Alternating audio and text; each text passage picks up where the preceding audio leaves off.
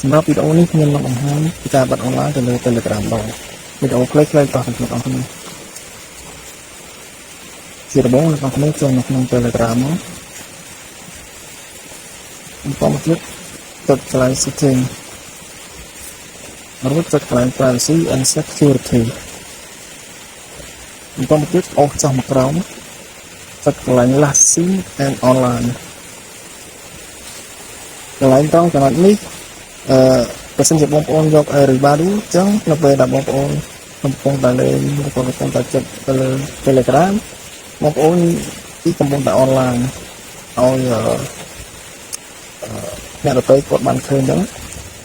តែបើសិនជាបងប្អូនយក Nobody អញ្ចឹងមានន័យថានៅពេលដែលបងប្អូនកំពុងតែលេងឬក៏កំពុងតែចុចទៅលើ Telegram គឺគាត់មានអ្នកណាឃើញថាបងប្អូនonline នៅលើ Telegram ចឹងខ្ញុំrecommendឲ្យបងប្អូនចុច Nobody ទៅដើម្បីដាក់ការសម្រាប់ជាមួយយើង